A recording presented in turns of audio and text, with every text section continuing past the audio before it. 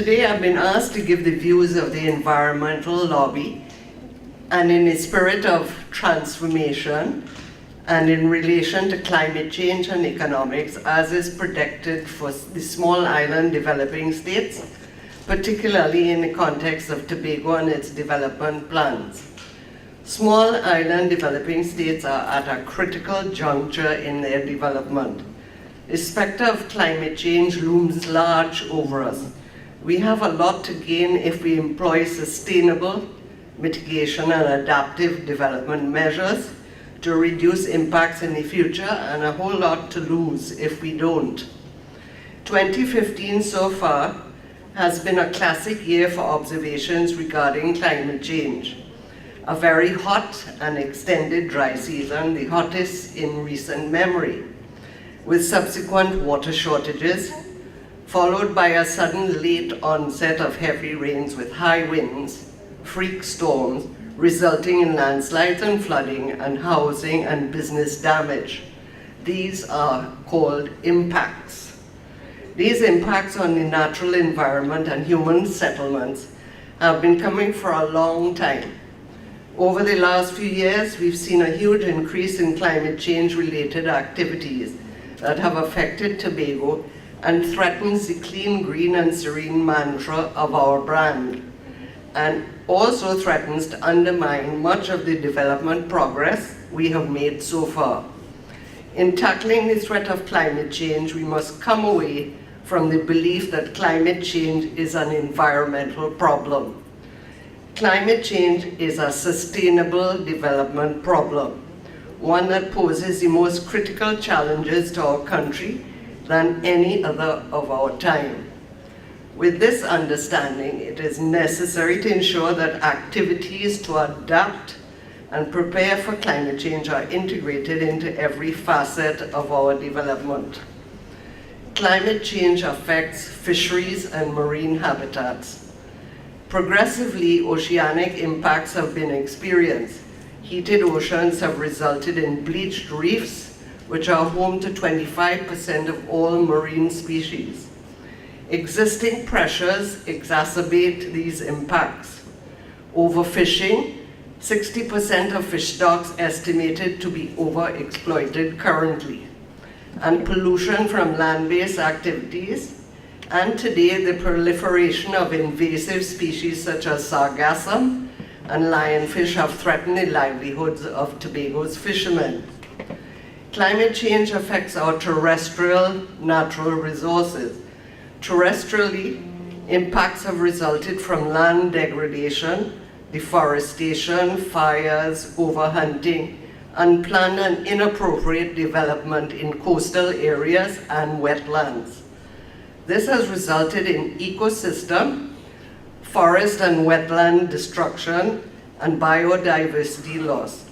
There's a decline of an astonishing 6% of these areas in tropical regions, and I believe Mr. Trim pointed to that yesterday, and severe water depletion as a result. Pollution from solid waste, wastewater, and agricultural runoff has steadily eroded the integrity of critical systems needed to maintain the health and welfare of the population. It affects agriculture. Erratic rainfall patterns resulting in drought has impacted our agricultural industry, and this combined with the higher than usual temperatures and increased incidences of natural disaster as predicted as climate change worsens poses a tremendous risk to our food security and the livelihoods of farmers across the island. It affects our health. The World Health Organization notes that climate change affects the social and environmental determinants of health. Clean air, safe drinking water, sufficient food, and secure shelter. Waterborne diseases and diseases transmitted through insects, snails, or other cold-blooded animals are expected to be on the rise, with corresponding increases in costs to our already burdened health sector. Climate change also affects tourism.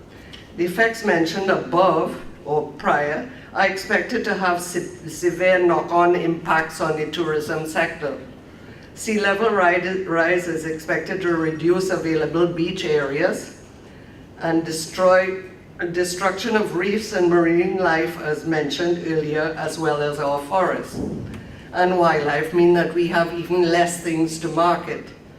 We have already seen the devastating impacts of water shortages on our tourism impacts in the tourism sector in the last year. The degradation of our environment from the aforementioned drivers is beginning to put serious brakes on our ability to realize our development ambitions. The cost of response after any natural disaster like heavy rainfall, high winds, flooding, high seas, fires, and invasive species such as sargassum invasions has been extensive. Insurance coverage for natural disasters is becoming almost impossible to attain. For example, homeowners in Manzanilla, Mayaro Road, Trinidad are already being declined insurance, resulting in millions of irrecoverable property damages following the flooding disasters of 2014. It is essential that we take into consideration in our future and ongoing development programs simple, mitigating, and adaptive programs that can be implemented relatively cheaply to protect our coastal and watershed areas that add natural protection against climatic changes, including water shortages. For examples, reforestation, rainwater harvesting for emergency and civilian use, wetland replanting for coastal protection, beach nourishment, which means replacing eroded sands, programs to reduce pollution from land-based sources that will improve coral reef growth, so important to our coastal protection, greener methods and machinery using less fossil fuels in agriculture, and building codes that protect against severe weather events. Importantly, estimates show that the cost of preparing for climate change are vastly lower than the cost of responding to its impacts. Every division must have climate change considerations at the top of its agenda.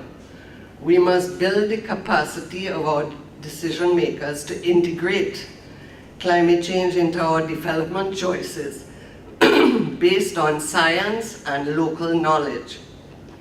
We must improve public awareness so that individuals are better informed of their personal choices, such as refraining from steep hillside construction or employing rainwater harvesting. We must train our stakeholders, including farmers and fishermen who are most vulnerable to the impacts of climate change, and how to reduce their vulnerability. And finally, we must prepare our public institutions such as our health sector and disaster response centers to respond to this growing threat. The prioritizing of climate change requires budgetary support and a sustained political will. The debate as to whether climate change is happening is now moot. We have moved on. How do we prepare for these impacts? The cost of adaptation to climate change are expected to be high, but should we wait and do nothing, we will surely pay a higher price. Thank you very much.